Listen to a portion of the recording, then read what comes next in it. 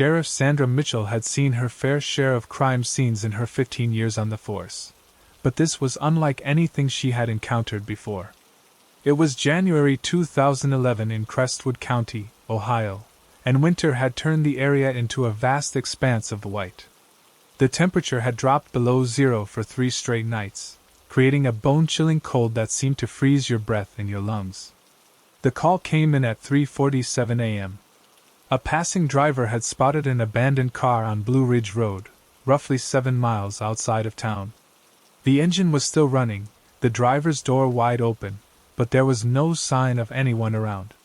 For their rural department, this was standard procedure. Check out a possibly stranded motorist, maybe someone who had wandered off, disoriented in the bitter cold. But what they found was far from routine. A 2008 Honda Civic, its engine idling, the driver's side door wide open, and a woman's purse sitting on the passenger seat. The car was registered to Emily Carter, a 32-year-old nurse at Crestwood Regional Hospital. The snow surrounding the car painted a troubling picture. Footprints led from the driver's side, signs of a struggle, then a second set of much larger prints. Both trails ended about 20 feet from the car, where tire marks suggested another vehicle had been parked. Mitchell quickly called for search teams, fully aware that in these temperatures, exposure could turn deadly within a matter of hours. But by the time dawn broke, a fresh blanket of snow had started to erase any trail that had been left. With no sign of Emily Carter, the case was now more than just a search for a missing person, it was a potential abduction. The investigation showed that Carter had wrapped up her shift at the hospital around 11:30 p.m. the night before and had called her roommate to let her know she was stopping at the 24-hour grocery store before heading home. Security footage confirmed that she left the store at 12:17 a.m. The stretch of Blue Ridge Road between the store and her home was remote, mostly dotted with a few scattered farms and the occasional hunting cabin. No witnesses. No cameras. 3 days later, with state police now involved, Mitchell received a tip that would change the direction of the case. A hunter, checking his trail cameras, had captured footage of what appeared to be someone being dragged through the snow in a secluded wooded area about 4 miles from where Carter's car was found. The timestamp read 1:03 a.m. on the night of her disappearance. When Mitchell arrived at the spot, they discovered disturbed snow near an old hunting cabin, which locals said had been abandoned for years. Inside the cabin, the sight was grim. Blood spatter covered the walls, signs of a violent struggle, and clear evidence that someone had been restrained there, including zip ties attached to a rusty bed frame. But no sign of a victim. Forensics confirmed the blood was Carter's, but the amount suggested injury, not death. Whoever had taken her had moved her elsewhere. The trail had gone cold in more ways than one. Then came the development that would haunt Mitchell for a long time. Anonymous tips began flooding the sheriff's department, with information that seemed to know things about Carter's abduction that hadn't been made public. The caller described the interior of the cabin in eerie detail, explained that Carter had been taken because she had witnessed something she shouldn't have, and ominously warned that she would never be found. What made it even more unsettling was how the caller seemed to know intimate details about the investigation.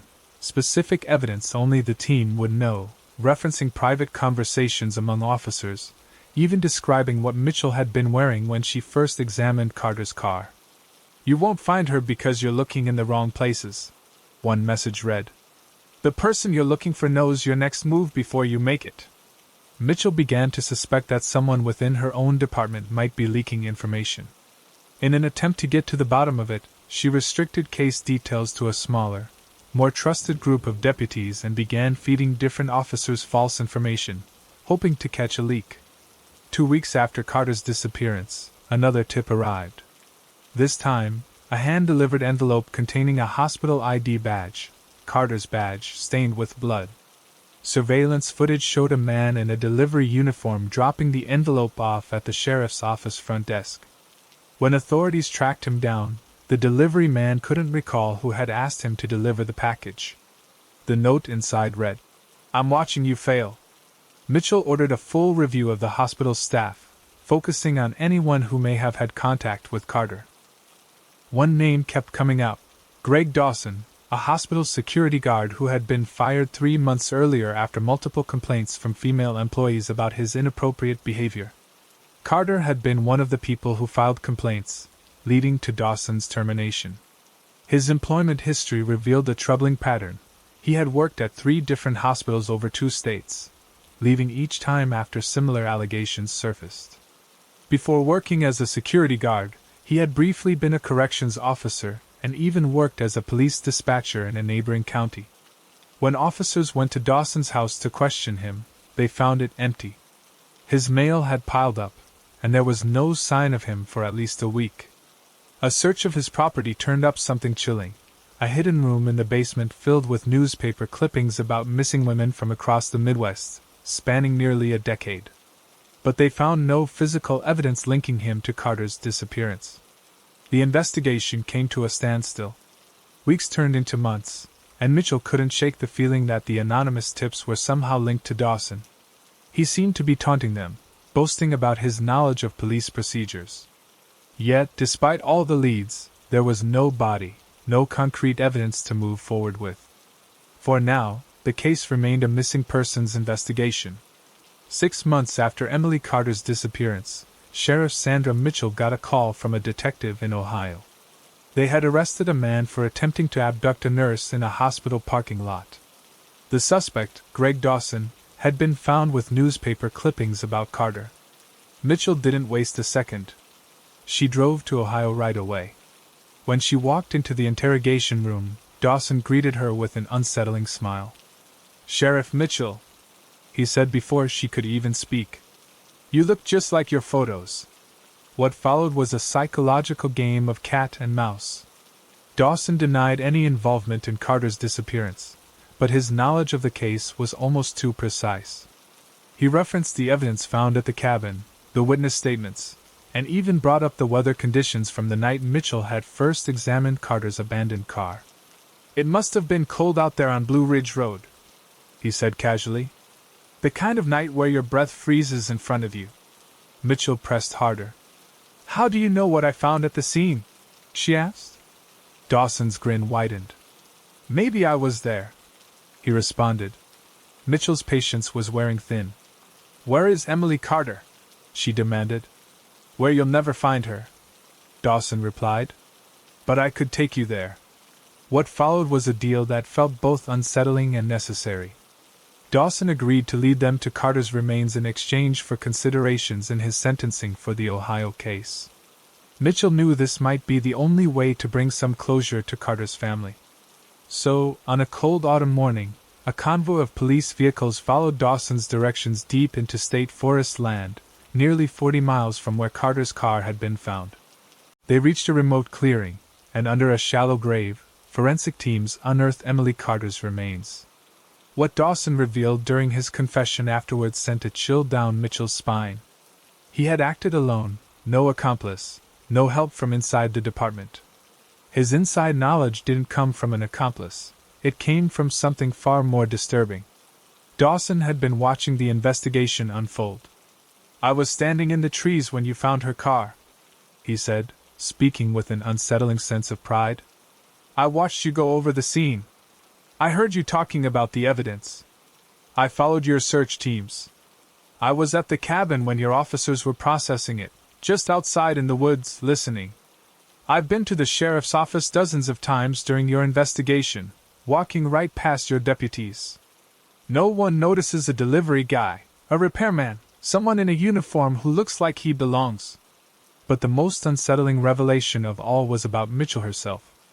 "I was parked across the street from your house 3 nights after she disappeared. Watched you through your kitchen window.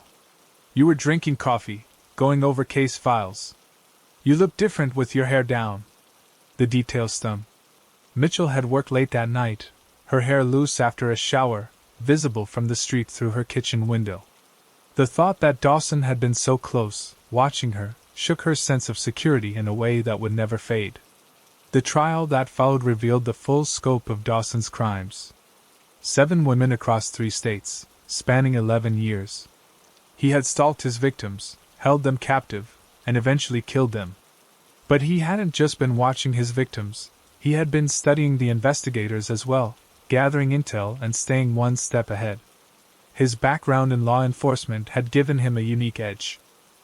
As a hospital security guard, he had access to personal information about potential victims. His ability to blend in with various uniforms, delivery drivers, maintenance workers, even police uniforms, allowed him to move through public spaces without raising suspicion.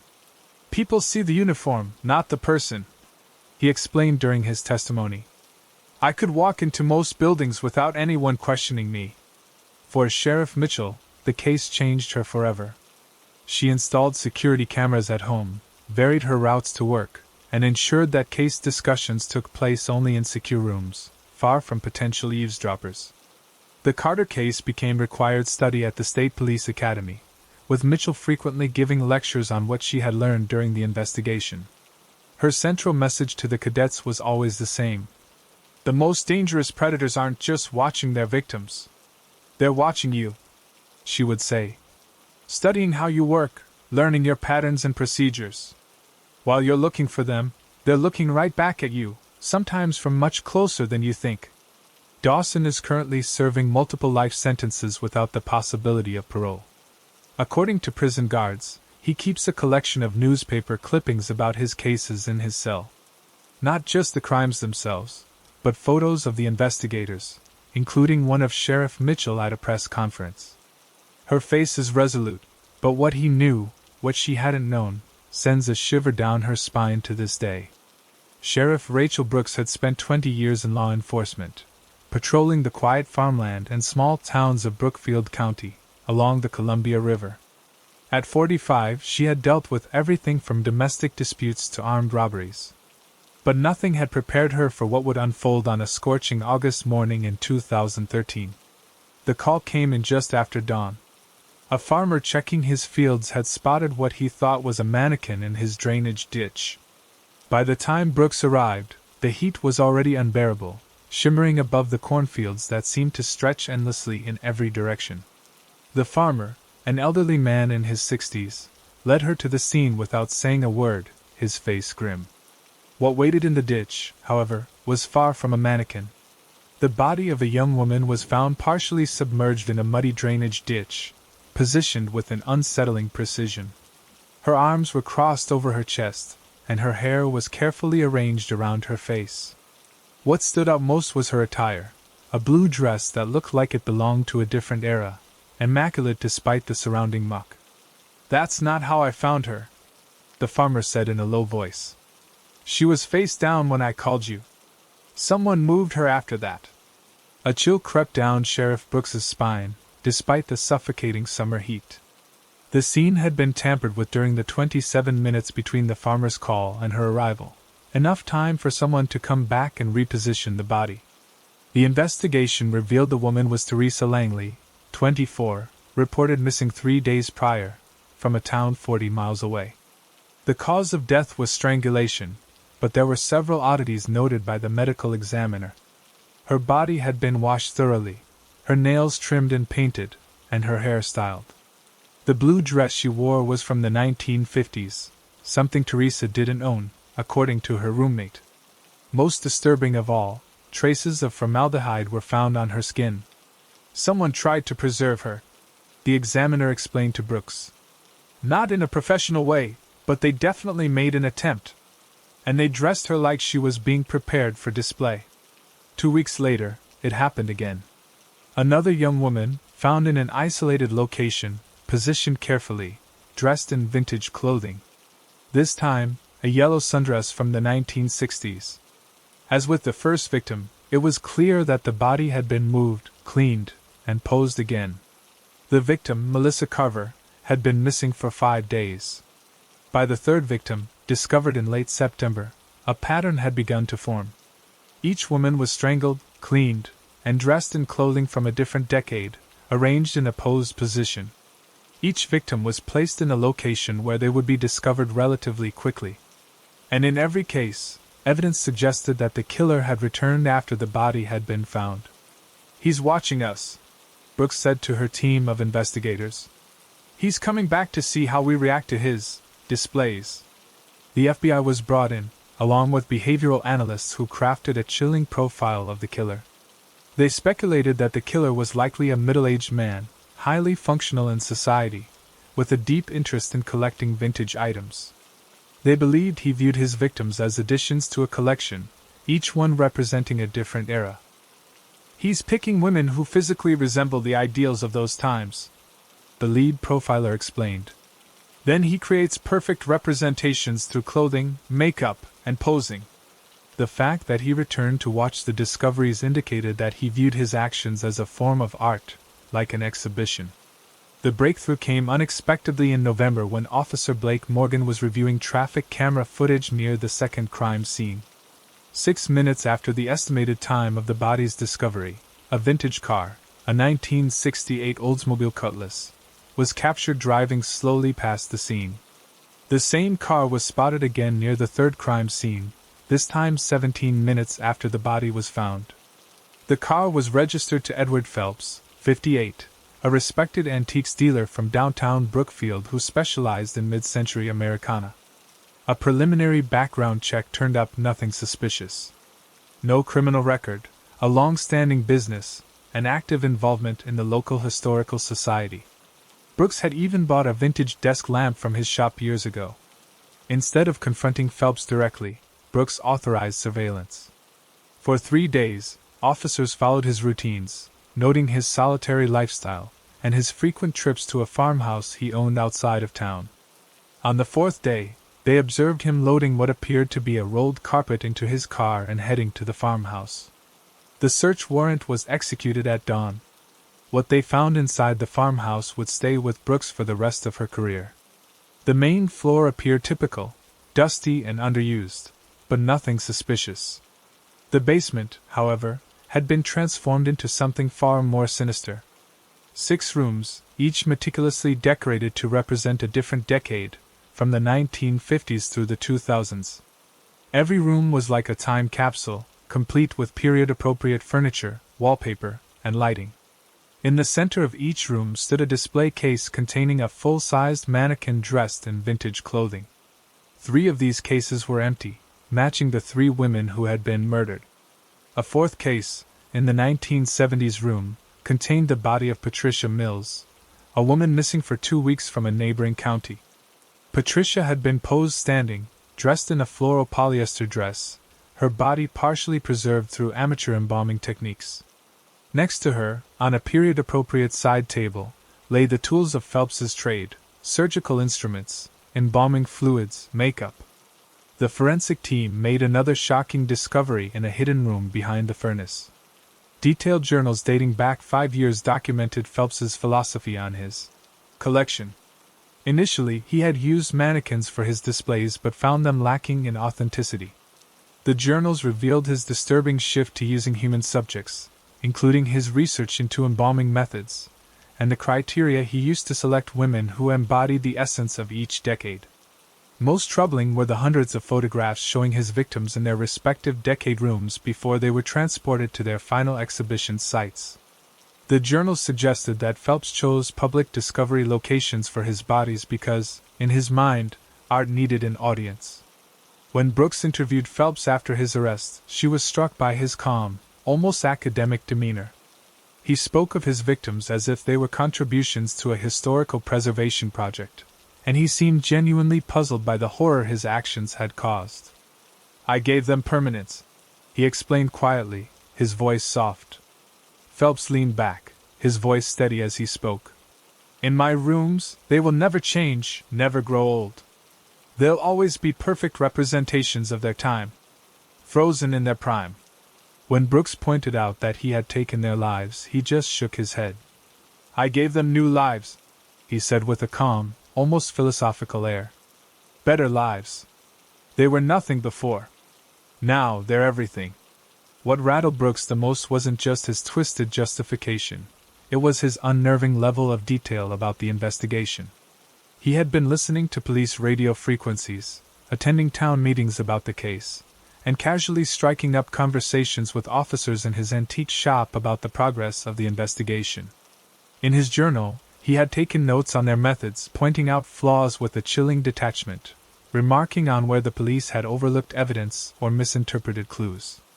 He had written about Brooks specifically, too, analyzing her body language during press conferences, predicting the moves she would make, and even commenting on her facial expressions when she examined crime scenes. Sheriff Brooks seems to appreciate the aesthetic elements, he wrote after the third body was found. I saw her linger over how the hands were arranged. She's got an eye for composition, though not my wider vision. The thought that Phelps had been studying her movements and reactions as she investigated his crimes was something Brooks couldn't shake. It made her feel exposed in a way she'd never felt before. For months she found herself checking over her shoulder, studying faces in crowds, and flinching at every unexpected sound. At Phelps's trial, the full scale of his collection came to light. Investigators found a storage unit registered under a fake name, filled with 6 more vintage outfits, each carefully preserved in garment bags, each labeled by decade with a woman's name attached. 6 more victims, selected unknowingly to complete his twisted exhibit. A psychological evaluation revealed that Phelps had a disturbing mix of compulsive behaviors, dissociative traits, and a complete absence of empathy, all hidden behind a mask of social conformity. For years, he had lived seamlessly in society, seeing women as little more than collectible objects, suited for preservation. He was convicted on 4 counts of first-degree murder and sentenced to life in prison without the possibility of parole. The case became a critical study in forensic psychology, focusing on how someone like Phelps could maintain such a clear divide between their public persona and private madness. For Brooks, it was an eye-opener. The real monsters didn't always lurk in the dark corners of the world or were the telltale signs of mental instability. Sometimes, they ran charming antique shops, contributed to local charities, and even remembered your coffee order when you visited. Before Phelps's transfer to maximum security, he requested a final meeting with Brooks. Against the district attorney's advice, she agreed. She wanted to find closure for herself and for the community still haunted by his actions. You should know, Phelps said calmly, folding his hands neatly on the table between them. They were just the beginning. My collection, it exists in other places. Under other names. Some of my earliest works are still out there. He added with chilling certainty. Investigations into his claims didn't turn up anything concrete. Most believed it was his last attempt at control, to keep the power even from behind bars. But 5 years later, after Brooks's retirement, a young deputy cleaning out her office found a sealed envelope. It had come from Phelps, sent from prison. Inside was a single sheet of paper with a list of 6 towns spread across 3 states, with dates from 1998 to 2005. Beneath the list was a simple note. My early galleries. Crude compared to what you found, but educational. Everyone starts somewhere. The FBI continues to investigate these locations. 2 have already yielded human remains in conditions eerily similar to those found in Brookfield County, though without the elaborate display Phelps had later perfected. The others remain unresolved, mysteries waiting to be unraveled, possible sites for more victims from a man who turned humans into relics, preserved and displayed like something out of a twisted museum. After her retirement, Sheriff Brooks never returned to law enforcement. She moved to Colorado, seeking distance from the case that had haunted the last years of her career. But she still keeps tabs on the ongoing investigations, waiting for the final truth of just how extensive Phelps's collection really was. And every once in a while, when she's in an antique store or browsing through a vintage shop, Brooks catches herself eyeing the shop owners with a wary glance, wondering if, behind their charming smiles, there's a collection waiting to be completed. Sheriff Lena Johnson had weathered more than her fair share of storms in her 12 years running the department in Pine Hollow County, Montana. Literal blizzards that trapped rural communities for days, political challenges, and budget crises had all tested her resolve. At 48, she'd earned the respect of her deputies and the close-knit community of 17,000 people spread across the county's vast, rugged landscape. But the winter of 2017 brought a different kind of storm, one that would alter her entire perspective on her job and, ultimately, her understanding of human deception. It all started with a 911 call on a frigid January evening. The The department dispatcher, Ellen Whitaker, answered a call from a woman reporting strange noises coming from outside her farmhouse. The caller, Grace Thompson, a 72-year-old widow who lived alone at the end of Riverbank Lane, about 15 miles from the town center, said she'd heard something unsettling in the snow-covered fields. The road conditions were hazardous after days of heavy snowfall, but Deputy Tom Watkins was dispatched to check on her. When Watkins radioed in 40 minutes later, his tone had changed, sharp, anxious, and immediately worrying. "Sheriff," he said, "there's no one at the Thompson residence. House is dark, no tracks in the snow. Looks undisturbed." Johnson stared at the dispatch report, a puzzled frown crossing her face. "Check the nearby properties. Maybe she gave us the wrong address," she suggested. "That's the thing." Watkins's voice crackled through the radio, sounding more concerned than usual. "I've gone through every mailbox. No Thompson listed anywhere on Riverbank Lane. No one by that name lives out here. The property at the end of the road's been abandoned for years." Johnson instructed the dispatcher to call the number again, but it went straight to voicemail. Just the usual generic greeting, no name. County records confirmed what Watkins had already suspected. No Grace Thompson owned land anywhere in the county. The phone number was tied to a prepaid cell phone, impossible to trace to anyone specific. Under normal circumstances, Johnson would have dismissed it as a prank or a mix-up from a confused elderly caller. But something about the whole situation didn't sit right. Later that night, she listened to the 911 call again, alone in her office. The voice on the other end was calm and elderly. "There's someone outside my house. I can see a flashlight moving by my barn." "Can you tell who it is, ma'am?" the dispatcher asked. "No," she answered, "but this is the third night they've been out there. I live alone since my husband passed away. I'm afraid," the woman added, almost whispering. "I understand," the dispatcher said gently. "We'll send someone right away. Can you confirm your address?" The woman gave the non-existent address of Riverbank Lane, then added something that made Johnson's blood run cold. "Please tell them to be careful. The last time someone came out here to help me, they never came home." 2 days later, the exact same thing happened. Another call from an elderly woman, but this time her name was Helen Foster, and she was reporting prowlers on Aspen Hill Road. Deputies found no such resident or property there either. Again, the call came from an untraceable prepaid phone. After the third call, Johnson felt the weight of the pattern forming. Each time, an elderly woman reported prowlers or strange noises after dark. Each one gave an address that didn't exist. Each caller also casually mentioned something ominous about previous visits or helpers who had come to their non-existent homes. Something was wrong. Johnson didn't hesitate. She called in her investigative team, including IT specialist Mark Carter. "I want to know where these calls are really coming from," she told them. "Someone's luring my officers into dangerous situations. We need to find out why." Carter tracked the calls using cell tower data, but all he could narrow it down to was an area of about 20 square miles, mostly ranch land with a few scattered homes. The calls weren't long enough to get a more precise location. Johnson changed her approach. The next time such a call came through, dispatch was told to inform the caller that, due to the weather, a response would be delayed until morning, unless the situation was life-threatening. 3 nights later, the call came. This time, the woman introduced herself as Clara Bennett, and she claimed someone was trying to break into her garage on Pine Ridge Road. When the dispatcher told her the response would be delayed, the woman grew frantic. "You don't understand. He has tools. I can hear him crying at the door. Please, I'm all alone." The dispatcher stuck to the protocol. "Ma'am, is your life in immediate danger?" There was a pause on the other end, much longer than expected. Then the woman replied, "Yes, I think he has a gun. I can see it."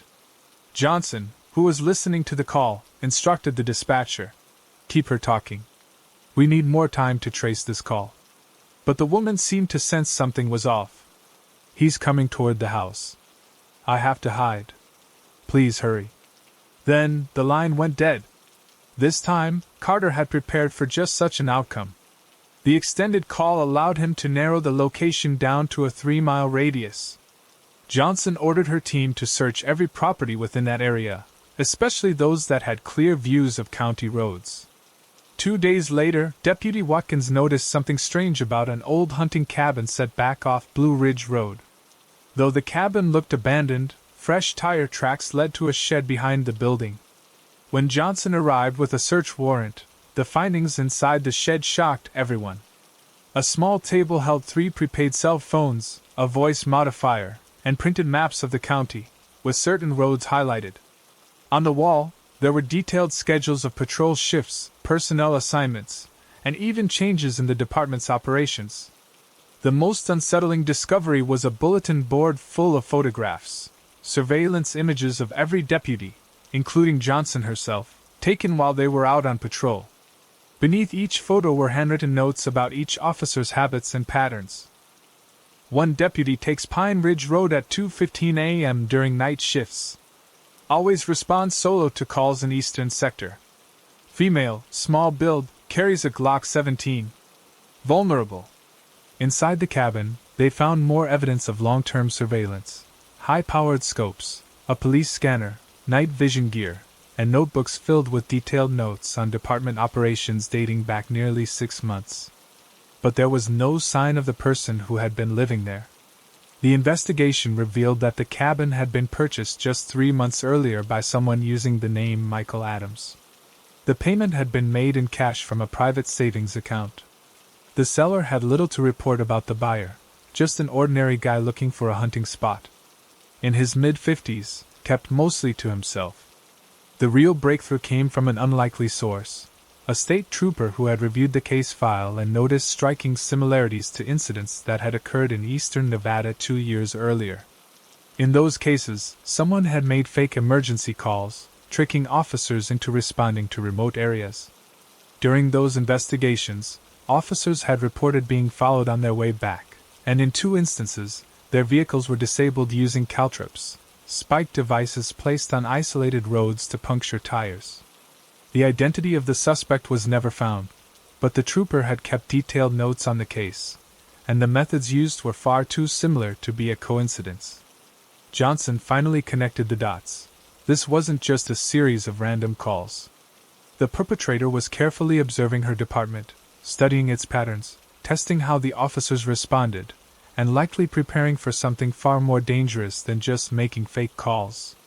The attempts to lure officers to specific areas were deliberate, a tactic that suggested the killer was evaluating the officers' reactions to potential threats, learning who might be the most vulnerable.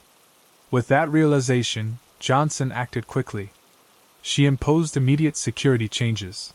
No deputy would respond to rural calls alone, patrol routes would be randomized, and off-duty officers were encouraged to alter their personal schedules to prevent predictability. For 2 weeks, the department saw no further fake calls. Then came an incident that would break the case wide open. Deputy Julie Anderson was on her way home from her shift when she spotted a car that looked like it was broken down on a side road near her house. Following department policy, she called for backup before approaching the vehicle. While she waited, she watched a man under the hood, but something felt off about his movements. He seemed more focused on creating the appearance of fixing the car than actually doing any real work. When backup arrived, the man quickly shut the hood, claimed the car was running fine, and drove off before the officers could question him.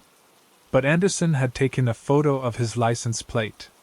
It turned out the car was registered to David Reed, 57, a former corrections officer who had been forced to resign from a state facility in Montana 5 years prior due to allegations of inappropriate conduct toward female colleagues. His history was marred by multiple complaints of stalking-like behavior, though he had never been formally charged with anything.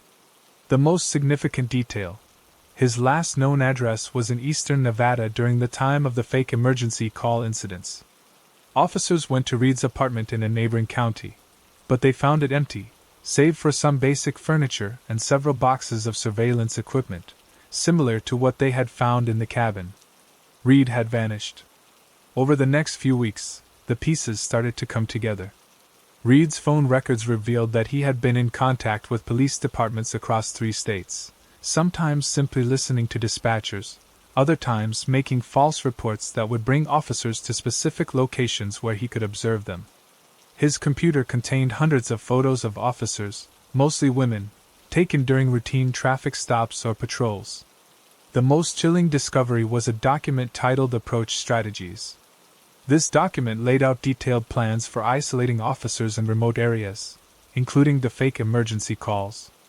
FBI behavioral analysts built a psychological profile of Reed, describing him as a dangerously obsessed individual with a specific fixation on female authority figures in law enforcement. His previous role as a corrections officer gave him an intimate knowledge of police procedures, and his forced resignation seemed to have fueled his growing resentment. 3 months after the cabin discovery, David Reed was arrested at a bus station in Montana, trying to flee to Canada. He was carrying fake IDs, $12,000 in cash, and a notebook with fresh surveillance notes on a female sheriff in Montana. When interrogated, Reed initially denied any involvement, claiming he was being framed. But when confronted with the evidence from the cabin and his computer, his attitude changed. With a chilling sense of pride, he explained how he had studied Johnson's department, learning each officer's habits, testing their response patterns, and identifying potential targets. "I was watching from hills, from tree lines, sometimes just parked on the side of the road as you drove by," he said.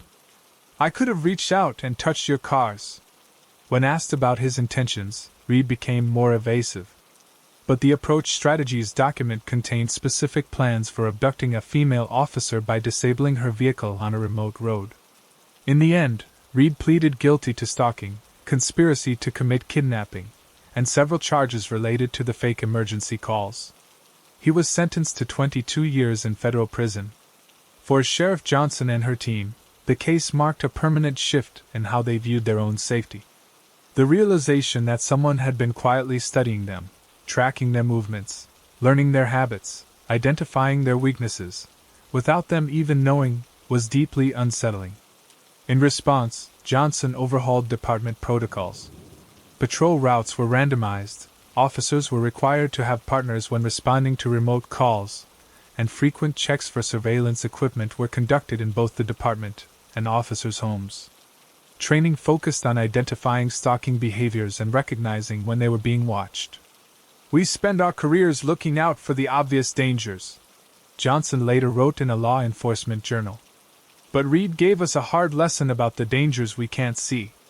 While we were on the lookout for the most obvious threats, he was hiding in plain sight, studying us more carefully than we ever thought to study him. He knew our habits, our schedules, our weak points, not because he was some mastermind, but because we had become so predictable." She ended the article with a warning that would soon be taught in law enforcement training programs nationwide. The voice you're hearing on the other end of the line may not be who you think it is. And while you're heading out to respond to a call, someone else may be gathering information on you. Reed still serves his sentence in a federal prison. His case files are full of disturbing notes from prison psychologists, who documented his ongoing obsession with female officers. Prison staff have reported that his cell was once covered in clippings about Sheriff Johnson and other women in law enforcement he had followed. Sheriff Johnson remains at the helm of Pine Hollow County, but she's never answered her home phone after dark. When out on patrol, she can't help but scan the surrounding hillsides, always on the lookout, not just for the obvious threats, but for that unseen observer, the one who might be waiting for the right moment to strike, luring her into harm's way under the guise of a routine call for help. Thanks so much for watching. I can't express enough how much your support means. The likes, the comments, it all really helps the channel grow. If you enjoyed the video, make sure to hit that like button and share your thoughts in the comments below. I always take the time to read them. And don't forget to subscribe so you never miss out on any new videos. See you next time.